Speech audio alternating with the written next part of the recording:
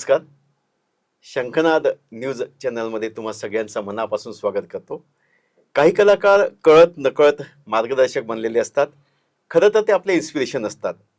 त्यांचं अष्टपैलू व्यक्तिमत्व, त्यांनी केलेलं कार्य, त्यांनी समाजाप्रती आणि कलेप्रती योगदान अमूल्य असतं.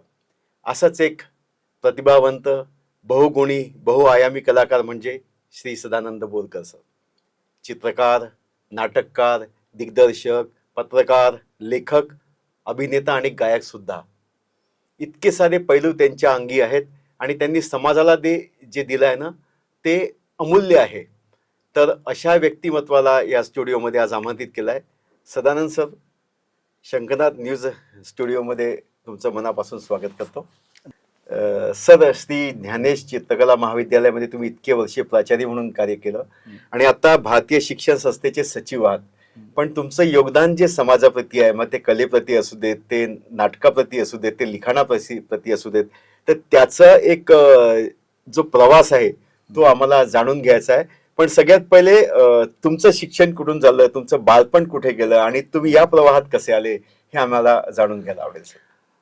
माझं शिक्षण सगळं म्हणजे प्राथमिक शिक्षण आणि उच्च माध्यमिक शिक्षण नवरगावलाच झालं. नवरगाव म्हणजे चंद्रपूर जिल्ह्यातलं एक गाव आहे छोटंसं, ज्याला विदर्भाची नाट्यपंढरी म्हणतात. तर त्याच्यानंतर मात्र मला चित्रकलेकडे जायचं होतं आणि मी घरच्यांचा विरोध पत्करून नागपूरला चित्रकला महाविद्यालयामध्ये मी ॲडमिशन घेतली आणि माझं PG पण तिथे मी पूर्ण केलं. आणि त्याच काळामध्ये मी माझे एक्झिबिशन्स वगैरे केले, कारण तेव्हा मला स्वतःची स्टाईल जी पाहिजे ती स्टाईल मला सापडली होती. आणि त्याच काळामध्ये अनेक वर्तमानपत्रांमध्ये माझ्या रेखाचित्रांना खूप मागणी होती, जी पूर्ण महाराष्ट्रभर, भारतभर ते चित्र म्हणजे जायचे.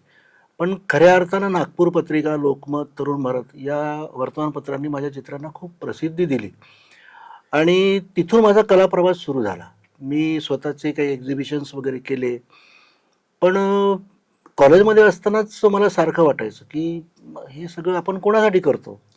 एक चित्रकार म्हणून मोठं होणं तसं सोपं होतं, पण चित्रकार घडवणे आणि ते मातीतल्या लोकांना आपण त्यांच्यातले कलागुण बाहेर काढून त्यांना मोठं करणे, ही संकल्पना माझ्या डोक्यामध्ये त्या काळात आली.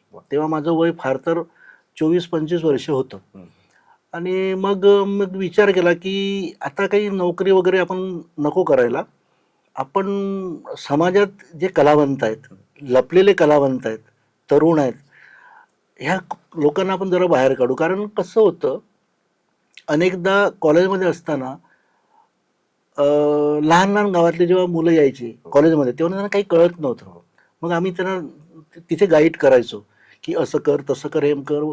तर म्हटलं हे अजून खूप मागासलेपण जे आहे आणि कलेच्या बाबतीमध्ये उदासीनता जी आहे ती खूप आहे. मग आपण काही, आणि मी ज्या जिल्ह्यातून आलो ते तशी मागास जिल्हे ना, म्हणजे आमच्या झाडीपट्टी ते 4 जिल्हे ते. म्हणून मग मी विचार केला की आपण जरा त्यांच्यासाठी काहीतरी केलं पाहिजे. म्हणून मग काय करायचं, तर म्हटलं आपण यांच्यासाठी एक छोटंसं कॉलेजच काढायचं. तिथे हे सगळे त्या मातीतले कलावंत घडवायचे. मग आणि त्याच काळात काय झालं, आम्ही भामरागडला गेलो, हेमलकसाला. एक 15 दिवस वगैरे आम्ही तिकडे घालवले, कारण तेव्हा तिकडनं काही पेंटिंग्स, तिकडं काही फोटोग्राफ्स असे आणून नंतर एक्झिबिशन करायचं असं चाललं होतं मित्रांचं आमचं सगळं.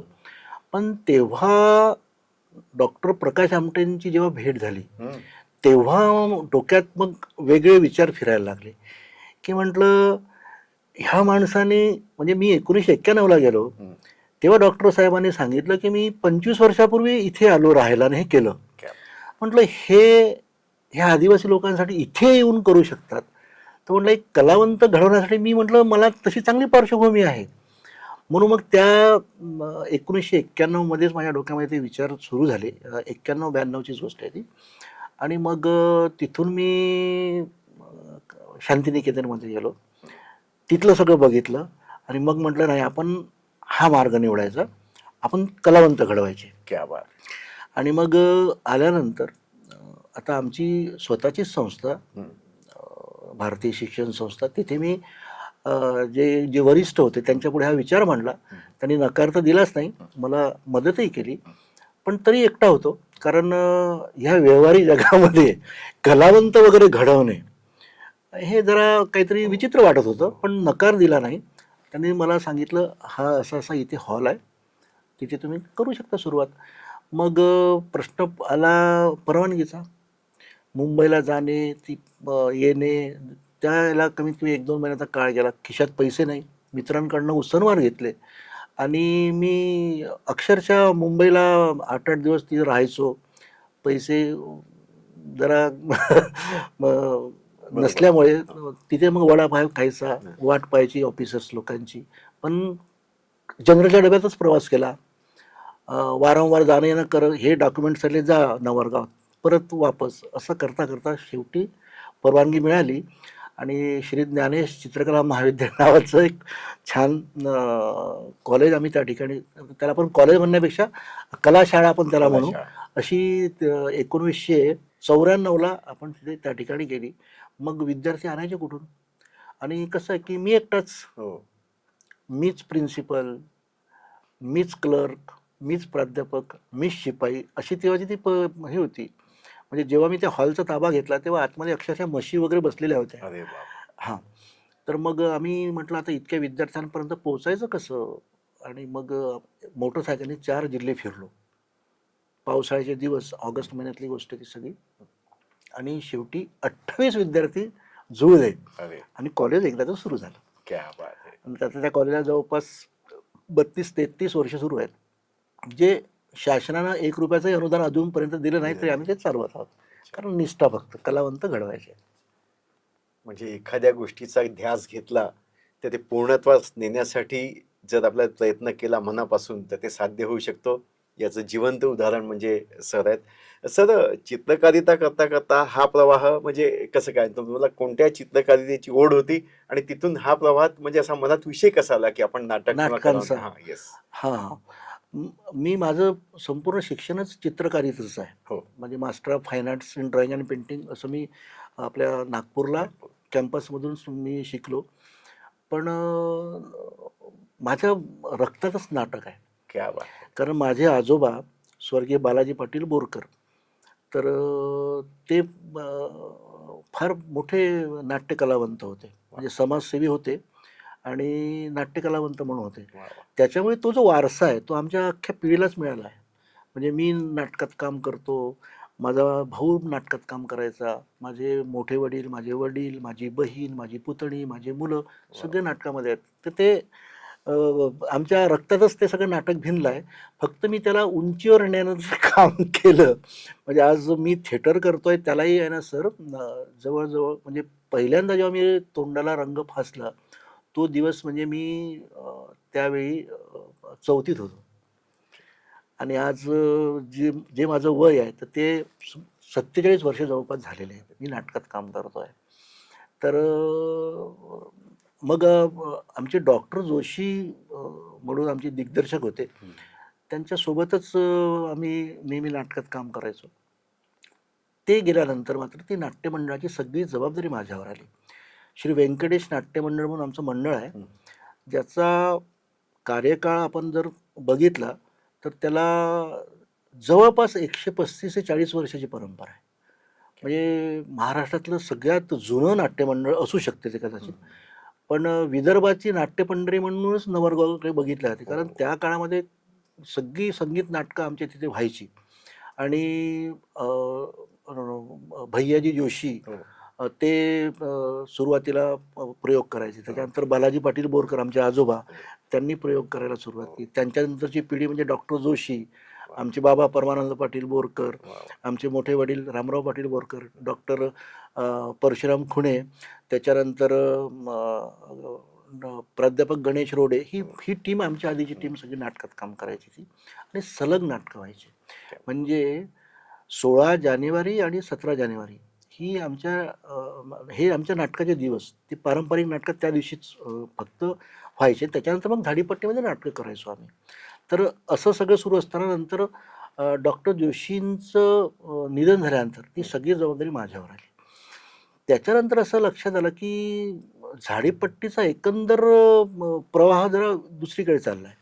त्यांना जे प्रथितयश मराठीतली जी मान्यवर लेखक आहेत त्यांची नाटकं त्यांना रुचत नाहीत. बरं. तर म्हटलं आपणही जरा, कारण शेवटी कलावंत प्रेक्षकांचा भुकेला आहे. त्यांच्यासमोर प्रेक्षक असतील तर त्यांना ते कलाकृती त्यांच्या पुढे ठेवायला पण आनंद येतो. हो. मग म्हटलं आपणही यांचेच विषय घेऊन आपण नाटक लिहिले पाहिजे. क्या बात. यांचे विषय यांच्यापर्यंत आपल्या टीमच्या माध्यमातून पोहोचवायचे, आपल्या कलावंतांच्या माध्यमातून पोहोचवायचे. वाव. श्री व्यंकटेश नाट्य मंडळामध्ये आमच्या जवळपास सगळेच कलावंत नवरगावचे आणि परिसरातले.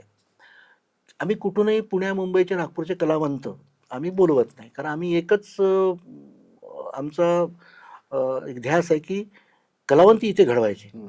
कसाही असेल पण आपण त्याच्यावर ट्रीटमेंट करायची आणि त्याच्यातला कलावंत मोठा करायचा, त्याला आपण रंगमंचावर आणायचं. आणि आपण तसंच केलं.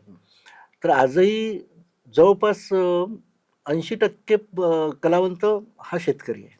क्या बात आहे. आणि राहिलेल्या याच्यामध्ये मग कोणी टीचर आहे, कोणी डॉक्टर्स आहेत, असे लोक मिळून आमचं ते मंडळ आहे. क्या.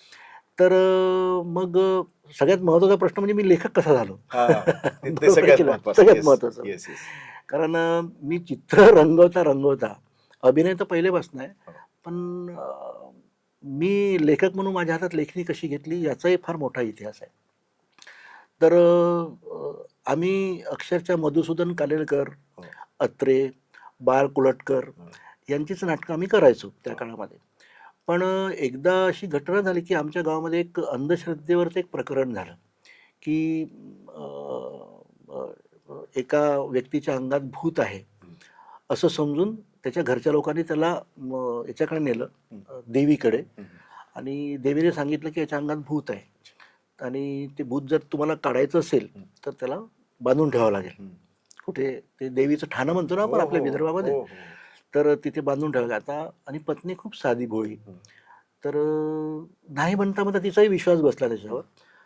आणि मग त्या देवीकडे त्याला, आपण पेशंटला दवाखान्यात नेतो ना तसं तो पेशंट घेऊन ते तिथे गेले. देवीने त्याला बांधून ठेवलं. आणि ही वेळ होती मे महिन्याची. मे महिन्याचा आपला उन्हाळा कसा असतो विदर्भातला, तर त्याला तिथे बांधून ठेवलं. देवीने त्याच्यावर उपचार म्हणून त्याला पाणी द्यायचं नाही बा, त्याच्यात तोंडात पाणी नाही, कारण पाणी जर पाजलं तर त्याच्या अंगातला भूत जाणार नाही. आणि त्याला बांधूनच ठेवायचं, त्याला वेदना झाल्या पाहिजे. मग 2 दिवस झाले, 4 दिवस झाले, 5 दिवस झाले, त्या उन्हामध्येच तो बांधून राहिला. त्याच्या पत्नीची भावना खूप चांगली होती की तो दुरुस्त व्हावा, पण मार्ग चुकला होता. आणि शेवटी अन्न पाण्याविना तो त्या खांबावरच बांधल्या मरण पावला. ही फार म्हणजे वाईट घटना होती खरं म्हणजे अजूनही मला असं माझ्या क्षार येतात.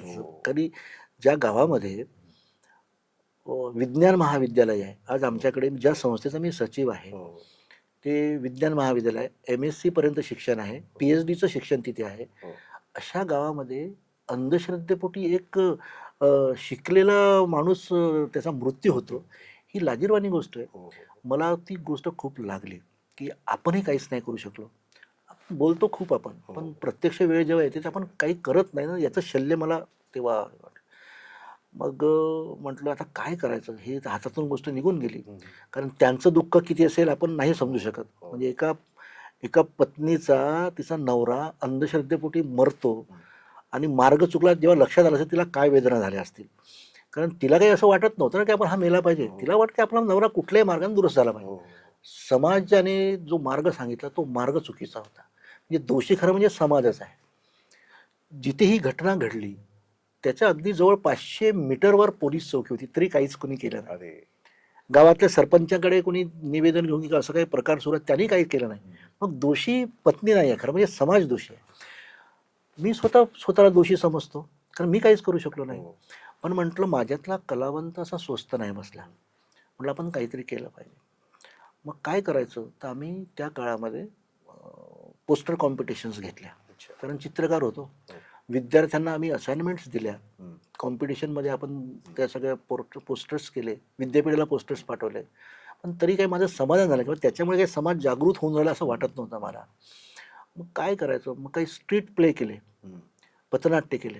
तिथे असं लक्ष, आणि स्वतःच मीच लिहिले त्या काळामध्ये. पण पण असं लक्षात आलं की त्याचाही तेवढा प्रभाव पडत नाही आहे. अच्छा. आपल्याला ती अंधश्रद्धा त्याचं निर्मूलन झालं पाहिजे असं आपल्याला हो, वाटलं हो, की हे प्रकार बंद झाले हो, पाहिजे. हो, हो. पण तसं होत नव्हतं. मग एकदा गणपतीच्या याच्यात तो एक हा प्रसंग तुम्ही आम्हाला करून द्यावा तयार म्हणून केलं. मी बाहुल्या तयार केल्या अच्छा. आणि त्यांना बोलकं केलं बाहुल्यांना अच्छा. आणि पूर्ण 7 मिनिटाची स्क्रिप्ट लिहिली. त्या 7 मिनिटामध्ये ते सगळं कसं चुकीचं आहे हो. हे ते दाखवलं. तेव्हा गर्दी पेलता पेलत नव्हतं. अरे. पोलीस लावावे लागले. मग माझ्या लक्षात आलं की हे माध्यम चांगलं आहे. समाजापर्यंत जर पोचायचं असेल, घराघरात पोचायचं असेल तर म्हटलं आपण हे माध्यम निवडू. मग आला प्रश्न, नाट्यमंडळ तर आपला आहे, कलावंत आपले आहेत, आता लेखक पाहिजे आहे की नाही. बरोबर. मग म्हटलं आपणच लिहून बघूया. हा. कारण मी ज्या मित्रांसोबत राहिलो हा. ते सगळे मराठी लिटरेचरवाले होते. वा. त्यांच्या निमित्तानं आमच्यासोबत नेहमी कधी सूरज भटांशी माझा संवाद झालेला वा, वा, आहे, वा. कधी ग्रेसांशी संवाद झालेला वा, आहे. वा, वा. त्याच्यामुळे ते संस्कार आपल्यावर होतेच. होतेच. मग म्हटलं आपण करूया. हो. मग तरी पण एक सवय असायला पाहिजे म्हणून मी ची निवड केली. वा. मी लोकमतला जवळपास 3 वर्ष लिहिलं क्या बात. आणि मग सवय लागली मला. कारण पत्रकारितेच्या माध्यमातून सत्य समाजापर्यंत ठेवण्याचं काम मी 3 वर्ष केलं. वा, वा. आणि जिथे जिथे हे अंधश्रद्धांचे पसरवणारे लोक आहेत तिथे तिथे जाऊन मी त्यांच्यावर खूप प्रहार केला. खूप म्हणजे त्यांची आपण त्याला दुकानदारीच म्हणू, हो. ती दुकानदारी बंद करण्यापर्यंत वेळ आली. क्या बात. मग म्हटलं आता आपण लिहू शकतो.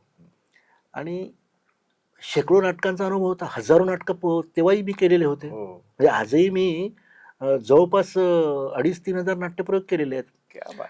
तर मग म्हणलं आपण आता लिहूया. मग मी पत्रकारिता पूर्ण बंद केली. म्हणलं एकाच कामावर आपण फोकस करू.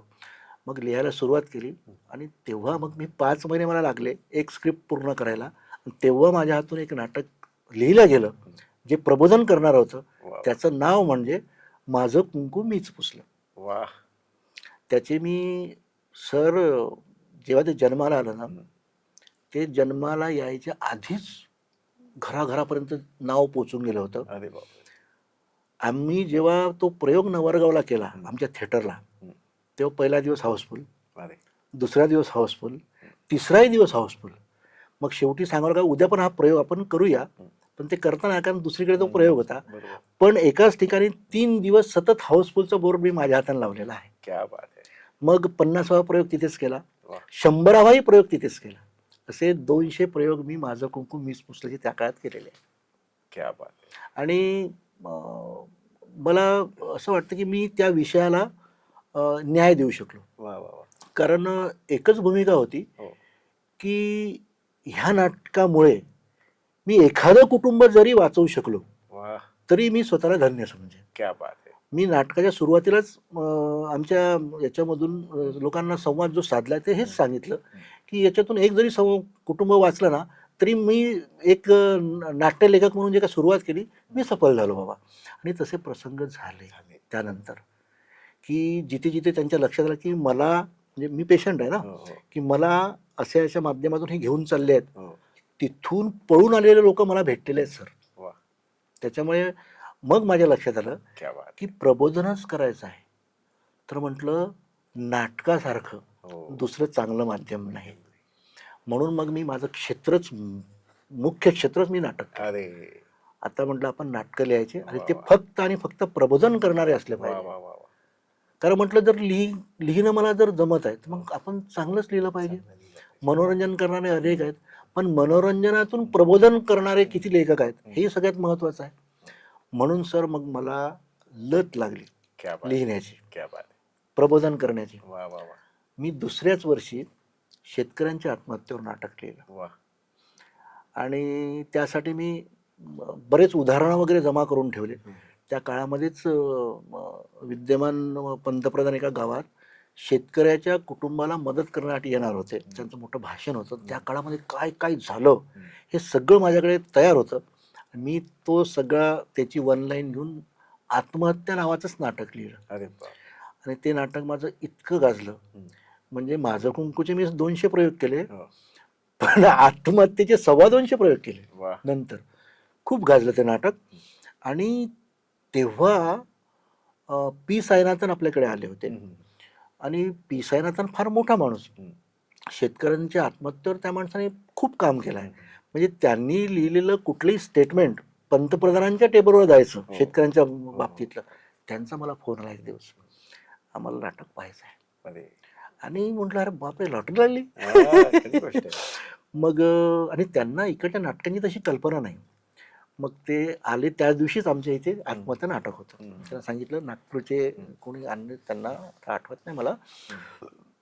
तर त्यांनी नाटक पाहिलं. पूर्ण गर्दीत नाटक होतं, ते नवरगावलाच होतं. ते इतके प्रभावित झाले, त्यांना एवढं काही कळत नव्हतं मराठी, पण बॉडी लँग्वेजवरून त्यांनी नाटकावर एक समीक्षा लिहिली आणि ती त्यांच्या साईटवर ती समीक्षा होती.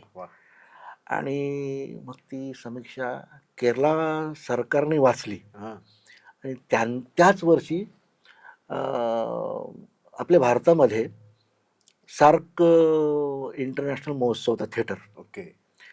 मग त्यांनी मला तिथल्या 26/11चं जे प्रकरण झालं ना त्याच दिवशी, म्हणजे संध्याकाळचं ते प्रकरण, त्याच्या 1 तास आधी मला केरला गव्हर्नमेंटचे जे सांस्कृतिक मंत्री आहेत त्यांचा मला फोन आला की आम्ही हे सगळं वाचलं आहे, त्या क्लिप्सवरून पाहिलेले आहेत आणि आम्हाला हे नाटक सार्क इंटरनॅशनल महोत्सवामध्ये पाहिजे आहे, तुम्ही तयार आहात का?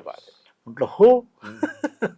मी लगेच त्यांना मेल करून होकारही दिला. आणि मग आमची 30 टीम, शेतकरी, शेतमजूर, शिक्षक, ही सगळे घेऊन 2008ला आम्ही सार्क महोत्सवामध्ये पोहोचलो. ते नाटक असा आमचा तो नाट्य प्रवास. आणि नंतर मात्र मग सगळे मी याच पद्धतीची जी नाटकं आहेत ती मग लिहायला घेतली. पण एक गोष्ट मग नंतर लक्षात आली की आपण लिहिलेलं, आपल्या समाजासाठी लिहिलेलं, आपल्या माणसांसाठी लिहिलेलं, आपल्या मातीसाठी लिहिलेलं त्या लोकांना खूप रुचते. फक्त त्याचा दर्जा कायम तुम्ही ठेवा, एवढंच फक्त. कारण मी प्रमाण मराठी भाषेत पण नाटक लिहिलं. माझं कुंकू मीच पुस्तक प्रमाण मराठी भाषेतलं आहे. आत्महत्या बोली भाषेतला आहे.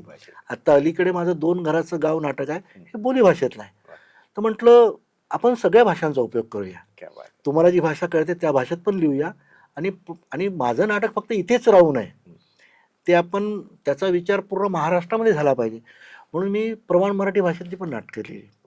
आणि मी माझं कौतुक नाही म्हणत, पण मला पावती जी प्रेक्षकांनी दिली, मी 10 नाटकं लिहिलीत सर, पण 10ही नाटकं हाऊसफुल पहिला प्रयोग झालेला आहे. म्हणजे मी तुम्हाला काही उदाहरणं सांगतो. गंगा जमुना माझं एक नाटक आता अलीकडेच 3-4 वर्षापूर्वी झालं. वारांगणांच्या आयुष्यावरचं मी येतो त्या नाटकावर. आणि आता 2 घराचं गाव, आता बाप रे बाप, आणि ही आता तुम्हाला नाटकं सांगितली. सगळी नाटकं हाऊसफुल. आणि नवरगावला पारंपरिक तारीख जी असते ती 16 जानेवारी अशी. आणि तिकिटांचं जो व्यवहार सुरू होता आमचा, त्याची तिकीट विक्री सुरू होते, ती 14 जानेवारीला सुरू होते. मग 14 जानेवारीला सकाळी 9 वाजता तिकीट, आमचे पहिलं तिकीट 9 वाजता आम्ही देतो प्रेक्षकाला. त्यासाठी रांग लागते सर. म्हणजे कदाचित महाराष्ट्रामध्ये हे पहिली घटना असेल. तर सर अक्षरशः पहाटे 5 वाजतापासून लोक रांगेत उभे राहतात आणि तेव्हा 9 वाजता त्यांना तिकीट मिळते. पण सगळ्यांची इच्छा की समोरून बसून नाटक पाहायचं. आम्ही सुद्धा त्यांना प्रामाणिकपणे पहिल्या रांगेचं तिकीट पहिल्याच माणसाला. तर ही खरं म्हणजे माझी पावती आहे. काय मिळवलं असं तुम्ही मला जर विचारलं, मी माझ्या नाटकासाठी पहाटे 5 वाजता येणारा प्रेक्षक मिळवला. त्याच्यामुळे मी याच्यासाठी खूप समाधानी आहे की मी प्रबोधन करण्यात जेवढा यशस्वी झालो, तेवढाच एक चांगला प्रेक्षक निर्माण करण्यात सुद्धा यशस्वी झालो. म्हणजे आता सरांच्या या संभाषणावरून आपल्याला कळतंय की बाळकडू त्यांना घरूनच मिळालं होतं अभिनयाचं, पण एक संवेदनशील घटना घडली. म्हणजे एखाद्या व्यक्तीचं त्या अंधश्रद्धेपायी मृत्यू झाला, त्याच्यामुळे त्यांच्या आतला कलाकार जागला आणि त्यांनी त्याला धरून एक नाटक लिहिलं आणि त्या नाटकांचे इतके प्रयोग यशस्वी केले. मग दुसरा विषय जो आला तो शेतकऱ्यांच्या आत्महत्येचा, त्याच्यावर इतकं संवेदनशील लिखाण केलं आणि ते केरलासारख्या सार्कच्या फेस्टिवलमध्ये ते नाटकाचं मंचन झालं आणि त्याला एवढी मोठी पाव तिथली. हे खरंच आपल्यासाठी खूप स्वाभिमानाची आणि अभिमानाची बाब आहे, कारण असे कलाकार तेव्हाच घडतात जेव्हा त्यांच्या हृदयात काहीतरी संवेदना जागतात आणि समाजाप्रती काहीतरी जागरूकता निर्माण होते. सर, बरीच नाटकं तुम्ही लिहिली आहेत, बऱ्याच नाटकांवर मी येतोय, पण झाडीपट्टी आता जे हॉलिवूड सुरू आहे, झाडीपट्टी सुरू आहे, ह्याबद्दल थोडासा प्रकाश जो तुम्ही टाकाल, की झाडीपट्टीचे नाटक कलावंत आणि त्या कलावंतांना जर मुंबई किंवा तिकडे पश्चिम महाराष्ट्र किंवा मुंबईत जर गेले तर त्यांना तिकडे एक्नॉलेज करतात का? आणि झाडीपट्टी हा विषय धरून तुम्ही काय सांगाल, काय प्रकाश जोड टाकाल? एक माझा मुद्दा राहून गेला, तो आधी घेतो. हो. म्हणजे 2 नाटकांचा आता उल्लेख झाला, हो. माझं कुंकू मीच पुसला आणि हो. आत्महत्या. आत्महत्या. ही दोन्ही नाटकं म्हणजे गोंडवाना विद्यापीठ गडचिरोलीच्या MA प्रथम वर्षाला अभ्यासाला पण लागलीत वा वा, नंतर. याहून काय मोठी गोष्ट राहू शकते सर, अभ्यासक्रमातली आणि नाटकं. 5-5 वर्ष म्हणजे पहिलं 5 वर्ष माझं कुंकू मीच पुसलं आणि दुसरी 5 वर्ष आत्महत्येला त्यांनी वा, दिली. वा, आणि वा. खरं म्हणजे त्यांनी मातीतल्या लेखकाचा सन्मान केला. ही फार क्या बात. चांगली आणि खूप मोठी सकारात्मक बाब आहे. गोष्ट आहे. सकारात्मक बाब आहे. आता आपण येऊ झाडीपट्टीवर. सर, झाडीपट्टी फार मोठा विषय आहे. हो. आणि कदाचित झाडीपट्टीमध्ये जर नाटक नसतं हो. तर महाराष्ट्रातला एवढा मोठा कलावंत जो निर्माण झाला आहे हो. त्यांचं फार मोठं नुकसान झालं असतं. नुकसान झालं असतं. कारण चंद्रपूर, गडचिरोली, नागपूर आणि भंडारा या 4 जिल्ह्यामधला जो बेल्ट आहे हो. जंगलाचा, याला झाडीपट्टी म्हणतात. आणि तुम्हाला कदाचित माहिती असेल तर बांबू शैलीचे जनक, हो. बांबू चित्रकार धनंजय नाकाडे यांचं नाव तुम्ही कदाचित ऐकलं असेल हो, तर. हो. तर फार मोठा माणूस हो. आणि ते विसोरेला राहायचे. हो. त्यांचं अपघाती निधन झालं त्यांचं. त्यांनी ह्या परिसराला झाडीपट्टी असं नाव दिलं आहे. अरे. आणि झाडीपट्टीच्या नाटकांचीच परंपरा 100 वर्षापेक्षा जास्त आहे. तर त्या काळामध्ये गावागावात नाटकं व्हायची. संगीत नाटकं जेवढी पुण्या मुंबईकडे व्हायची ती सगळी नाटकं झाडीपट्टीमध्ये व्हायची. म्हणजे आमच्या आजोबांच्या काळामध्ये त्यांनी सांगितलेलं आम्हाला अजूनही आठवते की त्या काळामध्ये संगीत शिकवायसाठी म्हणून शिक्षक राहायचे, जे कलावंतांना मग संगीत शिकवायचे. तेच कलावंत मग स्टेजवर नाटकं करायचे अशी. आणि जवळपास 5 महिने इकडे नाटकं चालतात. तर गावागावामध्ये नाटकं. पट जर तुम्हाला माहिती असेल, शंकरपट. हो, हो, हो. शंकरपट आणि नाटक झाडीपट्टीतलं याचं फार जवळचं नातं आहे. ते कसं, शंकरपटाच्या वेळी जत्रेसारखं असतं ना हो, सगळं ते. हो. तर गावागावातून इकडनं तिकडनं परिसरातले खूप लोक जमा व्हायचे. हो. आत्ताही होतात, हो. पण तेव्हाची परिस्थिती वेगळी होती. हो. तेव्हा साधनं नव्हती. म्हणजे कोणी सायकलनी, कोणी बैलगाडीनी असे येऊन तिथे त्याचा आस्वाद घ्यायचे. बैलांची रेस आहे त्याचा आस्वाद घ्यायचे. आणि त्याच्यानंतर एक खूप सुंदर एक पारंपरिक कौटुंबिक कार्यक्रम चालायचा. त्या निमित्ताने ज्या गावामध्ये तुम्ही गेलात त्या गावामध्ये वधू संशोधनाचं काम करायचे, सोयीरकीचं काम करायचे. आणि मग इतकी पाहुणे मंडळी गावामध्ये जेव्हा येत असेल तर त्यांना वापस जायची सोय नव्हती ना तेव्हा. हो. मग काय करायचं या पाहुण्यांसाठी? म्हणून गावामध्ये नाटकांची संकल्पना रुजली. इकडे आले, पाहुणचार झाला की नंतर रात्रभर नाटक पाहायचं. रात्रभर, बरं का, हो. आता रात्रभर नाटकं चालत नाही, पण तेव्हा चालायचे. तेव्हा चालायचं. तर रात्रभर नाटक पाहायचं आणि मग पहाटे घरी यायचं. मग दुसऱ्या दिवशी मस्तपैकी पाहुणचार करून मग गावाला जायचं. अशी ती परंपरा होती. वापस रात्रभर, म्हणजे रात्रभर नाटक असण्याचं कारणही तसंच होतं. हो. कारण हा जो ही 4ही जिल्ह्यातले सगळे जो परिसर आहे ना, हा जंगल व्याप्त परिसर आहे हो. सगळा. हो. त्याच्यामुळे वाघांची भीती, हो. रात्री कोण प्रवास करणार ना. हो ना. मग त्यांना काय करायचं?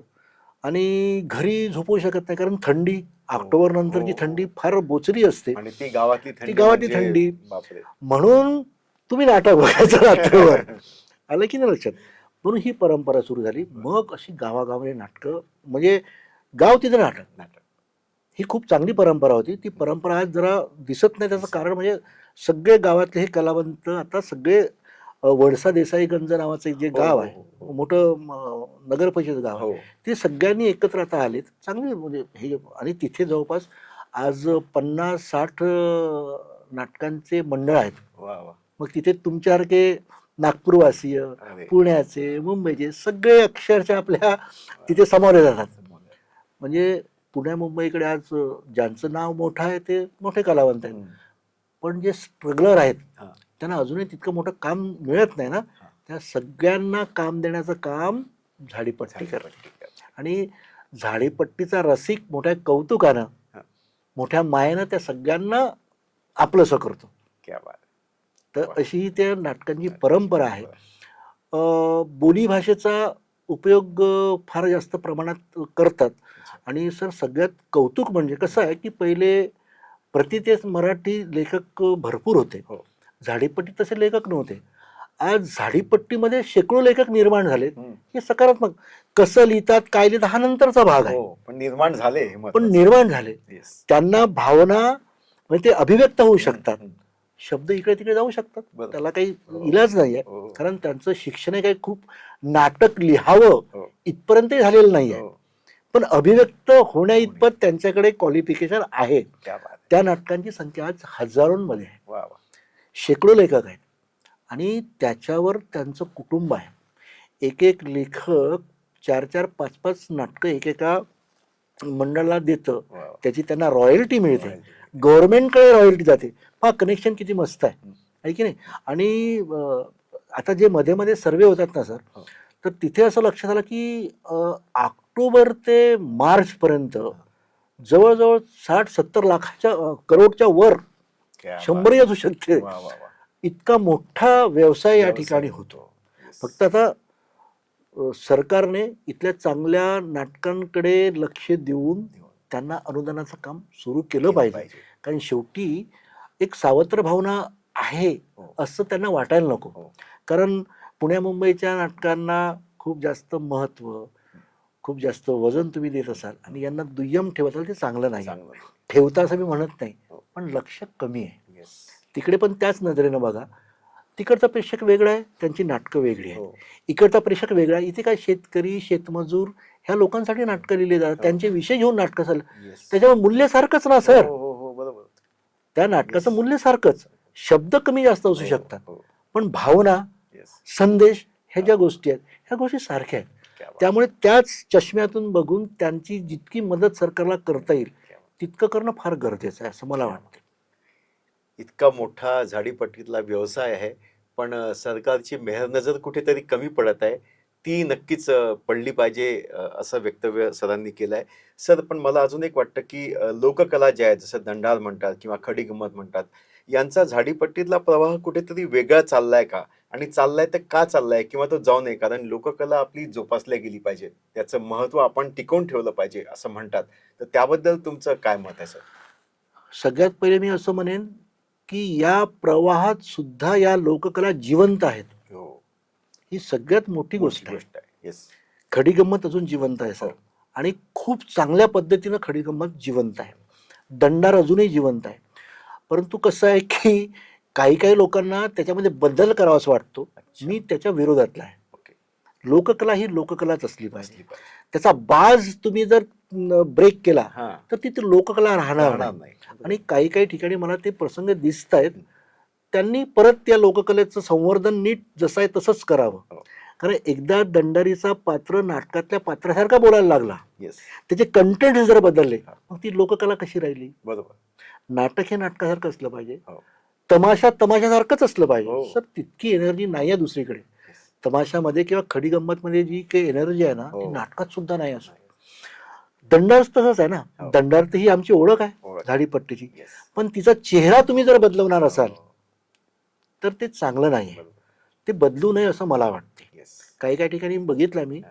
त्यांच्या वाद्यामध्ये सुद्धा बदल करून टाकलेले आहेत. हो. त्यांच्या परफॉर्मन्समध्ये सुद्धा नाटकासारखे बदल करून टाकले आहेत. हो. हे बदल तिथे अपेक्षित नाही आहेत. कोणीतरी त्यांना सांगून, आता मी बऱ्याचदा प्रयत्न केला की नाही रे, हे तुम्ही करता हे बरोबर नाही आहे, पण तरी पण ते करतात. पण तरी पण त्याचा बाज त्यांनी कायम ठेवा, मी एवढं निवेदन करू शकतो फक्त या क्या ठिकाणी. बात आहे. सदांसारख्या व्यक्तिमत्वानी हे सांगावं ही खूप मोठी गोष्ट आहे की जी लोककला आहे आपली, मग ती कोणतीही असू देत, दंडार असू दे, खडी गंमत असू देत, त्याला जोपासणं आपलं काम आहे. त्याचा बाज बदलला गेला नाही पाहिजे, कारण जर बाज बदलला गेला तर ती लोककला विलुप्त होऊ शकते तिचा आता बघा ना, म्हणजे आता चित्रकलेमध्ये सुद्धा वारली पेंटिंग हो आहे. हो वारली 100 वर्षापूर्वी तशीच होती, तशीच होती. आज तशीच आहे. येस बिहारची मधुबनी आहे, येस ती तेव्हाही तशीच होती, आजही तशीच आहे. येस जेव्हा तुम्ही तिच्यामध्ये बदल कराल ना, येस तिचं महत्व कमी होऊन महत्व जाईल. कमी होऊन तसंच ह्या कलांचं आहे. तुम्ही Yes. तिला तुम्ही जर डिस्टर्ब केलं ना, येस तिचं मूल्य कमी होऊन जाईल ना सर. हो अगदी आहे की अगदी नाही? बिलकुल बिलकुल. सर नाटक या विषयाकडे येतो. तुम्ही इतकी संवेदनशील नाटकं लिहिता आणि तुम्ही प्रसंग सुद्धा सांगितले की अ, एखाद्याला अंधश्रद्धेमुळे त्याचा मृत्यू होतो तर त्या भावना तुमच्या मनात येतात आणि एखाद्या अशा नाटकाची उत्पत्ती होते. सर एखाद्या लेखकाला जर एखादं गंभीर नाटक किंवा संवेदनशील नाटक लिहायचं आहे तर त्यांनी मनात थॉट्स आणूनच लिहिलेलं चालेल की त्याला काहीतरी ग्राह्य करावं लागतं, काहीतरी अशा सिच्युएशनमध्ये जावं लागतं की जेणेकरून तो एक चांगलं नाटक लिहू शकतो ज्याच्यात त्याच्या संवेदना दिसतील, समाजाच्या संवेदना दिसतील. सर स्वतःच्या डोक्यातच काहीतरी आणून आपण जर लिहिलं ना, तर तेवढं संवेदनशील होणार नाही. होणार नाही. त्या घटनांच्या जवळ जाऊन तुम्हाला त्याचा अनुभव जर घेता आला, तर त्या संवेदना तुम्ही जास्त प्रकट करू शकता. बरोबर. आता कारण अनेक मी सांगितलं मनोरंजनाच्या लेवलची जेवढी नाटकं आहेत, हं. त्यांचा एवढं संवेदना तिथे टाकायची गरज नाही ना ती. कारण काय सर आता बरेच लेखक मी बघतो पण त्यांच्या लिखाणामध्ये डेप्थ नसते आणि तुमचं ते वारांगणावर एक तुम्ही नाटक लिहिलंय त्यात एवढ्या इनडेप्थ संवेदना आहेत ना म्हणजे तुम्ही ते विस्तृतपणे त्यांचा काय भावना आहे किंवा त्यांचे काय विचार आहे किंवा त्यांच्यावर काय प्रसंग ओढवतात ते तुम्ही मांडण्याचा प्रयत्न केला. पर्यायाने त्या नाटकावर सुद्धा सर तुम्ही हा भाष्य करावं असं मला वाटतं. सर, तो विषय इतका गंभीर आहे, इतका संवेदनशील आहे, येस पण मी तो घरी बसून लिहू शकलो नसतो. हो मला गंगा जमनात जायची संधी मिळाली सर. येस तुमच्यासारखे एक मित्र मला भेटले. एक आमचं एक्झिबिशन होतं पेंटिंगचं आणि संजय नावाचे. त्यांना मी म्हटलं, अरे खूप वर्षानंतर आपली भेट झाली, तू कुठं राहतोस कुठे? हो तुम्ही मी गंगा जमनात राहतो. मग मी त्याला सरळ सांगितलं की मला यायचं आहे म्हटलं, कारण मला त्या विषयावर लिहायचं आहे. मग मी गेलो तिथे. त्यांनी मला सगळीकडे नेलं. आम्ही आणि कोणतरी नवीन माणूस आपल्या एरियामध्ये आला आहे हो म्हणून कोणी स्वागत करायचे, कोणी लपायचे, कोणी हो. कारण सगळ्या वस्तीमध्ये ते पसरलं की कोणती नाटक सिनेमावाले कोणतरी आहेत बा. आले. पण जे मला पाहिजे ते मिळतच नव्हतं. कारण काही सांगण्यापेक्षा काही लपवण्याचे भाव मला जास्त दिसले. हो तेव्हा म्हटलं यार काहीतरी, आणि कारण ते सांगायचे की आम्ही अगदी सुखात काही प्रॉब्लेम नाही, पण तरी एखाद दुसरा चेहरा आपल्याला सांगून जातो न बोलता सुद्धा येस की काहीतरी आहे. तो चेहरा मला दिसला. मग मी तिथं संजय नसताना मी गेलो नंतर, हां. म्हणजे मी एकंदर 3 दिवस गेलो. हां. पहिल्या दिवशी संजय सोबत गेलो, हो. नंतर मी एकटाच गेलो. मग तिने मला सगळे तिथली परिस्थिती सांगितली हो. आणि एक घटना सांगितली, ते काय घडलंय. हम्म. ती घटना माझ्यासाठी ती वन लाईन होती. पण एकंदर सगळं ऐकल्यानंतर मी इतका हादरून गेलो, हो प्रचंड अस्वस्थ झालो. हम्म. आणि तेव्हा मला ती प्रेरणा की नाही, हा विषय आपण लिहायलाच पाहिजे. म्हणून मी गंगा जमुना नाटक तेव्हा लिहिलं आणि ज्यांना ज्यांना भेटलो ते सगळे पात्र तिथे टाकण्याचा प्रयत्न केला. खूप छान झालं नाटक. आत्ता आपली भेट व्हायच्या 1 तास आधीच मला एक फोन आला होता. हं. गंगा जमुनाविषयीच बोलली ती वा वा. इथली प्रणिता नावाची मुलगी. तर मुंबईला ती नाटक पाहायला आली नागपूरवरून. कारण तिला नागपूरला जेव्हा मी प्रयोग केला तेव्हा पाहता आला नाही आणि ती वेडी, ती मुंबईला आली. आणि जसं नाटक संपलं तशी ती प्रेक्षकातून उठून आत आली, रडत रडत आत आली. अरे. आणि जी मावशीची भूमिका करणारी आमच्या त्या मंजूत आहेत, हो. तिला अक्षरशः बिलगून रडायला लागली जोरजोरात. तिनं आज मला आठवण करून क्या हे बात. त्या नाटकाचं श्रेय आहे सर. वा वा. तर मी ज्या समाजात घडलेल्या घटना आहेत, हो. ज्यांनी मला अस्वस्थ केलं, हो. त्याच लिहिण्याचा प्रयत्न केला मी. वा वा. आणि स्वतः अनुभव घेतल्यामुळे मला खूप जास्त त्याच्यामध्ये जीव ओतता आला. आणि ते जीव ओतणं जे आहे, ते जीव ओतणंच फार महत्त्वाचं आहे सर. क्या बात. तुमच्या डोळ्यात जर मला अश्रू आणायचेच असतील तो विषय घेऊन, तर मला माझा जीव त्यात ओतावाच लागेल. असंच एक प्रसंग सर, मी नंतर एक नाटक लिहिलं, 2 घराचं गाव. हो. त्या पुस्तकाचं विमोचन आत्ता अलीकडे 8 दिवसापूर्वी झालं. हो. तोही तसाच प्रसंग सर. क्या बात. एकतर तो प्रसंग माझ्या कुटुंबाशी रिलेटेड आहे हो. आणि त्याच्यातली 75% घटना कोल्हापूर जिल्ह्यातली आहे. अच्छा. तरुण भारतच्या एका चॅनलवर मी ती घटना ऐकली आणि मी तेव्हा अस्वस्थ होऊन गेलो. राधानगरी नावाचं जे हो. डॅम आहे, हो हो. त्या राधानगरीच्या डॅमच्या जंगलामध्ये एजिवडे नावाचं एक गाव आहे. गाव कसलं एक 20-25 घराचं गाव ते फक्त. तर तिथे जंगली प्राण्यांचा खूप जास्त त्रास असल्यामुळे लोकांनी आमचं पुनर्वसन व्हावं तिथून म्हणून खूप प्रयत्न केले सरकारकडे. आणि कारण मुख्य रस्त्यापासून जवळपास 8 किलोमीटर ते आत होतं जंगलात. 8 किलोमीटर खूप मोठी आहे ना. तर त्यांनी खूप प्रयत्न केले आणि त्या गावामध्ये एक असं कुटुंब होतं. ते प्रयत्न त्यांच्यासोबत त्यांनी केले, पण जेव्हा बाहेरचे कामं जेव्हा सुरू झालीत ना, तेव्हा ते दुसऱ्या गावामध्ये कामासाठी निघून गेले, जे खूप महिन्यानंतर परत आले. आणि त्या मधल्या पिरियडमध्ये शासकीय यंत्रणा त्या गावात आली, ते सगळे अर्ज केल्यामुळे, आणि त्यांनी त्या गावाचं पुनर्वसन दुसरीकडे केलं. आणि जितके लोक तिथे उपस्थित होते सगळ्यांचं पुनर्वसन झालं. आणि एक कुटुंब जे कामासाठी बाहेर गेलं होतं त्यांचं पुनर्वसन झालं नाही, ते तिथेच राहिलं. जेव्हा ते परत आले तेव्हा गाव गायब. त्यांचं एकटंच घर राहिलं, बाकी सगळं विरान. मग त्यांच्या लक्षात आलं की आपलं गावाचं पुनर्वसन झालं. एक म्हातारी आई आणि एक मुलगा तिचा, त्याची उच्च विद्याविभूषित पत्नी, त्या जंगलामध्ये MA झालेली इकॉनॉमिक्समध्ये, ती त्याची बायको आणि एक छोटं बाळ, एवढं ते कुटुंब होतं. मग त्यांनी खूप प्रयत्न केले की आमचं पण पुनर्वसन झालं पाहिजे. पण म्हणजे शासनाला काही जाग आलीच नाही. यंत्रणा आज करू उद्या करू वगैरे वगैरे करता करता ते झालं 10 वर्ष लागले. 10 वर्ष एकच कुटुंब, एका घराचं कुटुंब त्या ठिकाणी काढत आहे. आणि त्या प्रवासामध्ये वाघाच्या हल्ल्यामुळे त्यांचा मुलगा सुद्धा गेला. अरे बाप. तर सारा ते वाचून मी अस्वस्थ झालो. म्हटलं काय प्रकार आहे सगळा. आणि मी मग तेव्हा मला तेव्हा बोलीभाषेत नाटक लिहायचं होतं. म्हटलं जंगलातलं प्रकरण आहे, त्याच्यामुळे आपण ते पूर्ण बोलीभाषेचा उपयोग करू, म्हणून मी ते नाटक लिहिलं. मग दुसरा एक प्रसंग मला त्या जोडायचा होता माझ्या घरातलाच. माझा भाऊ लहान, त्याला डॉक्टरनी चुकीचं इंजेक्शन देऊन दिलं आणि त्या इंजेक्शनमुळे तो मरण पावला.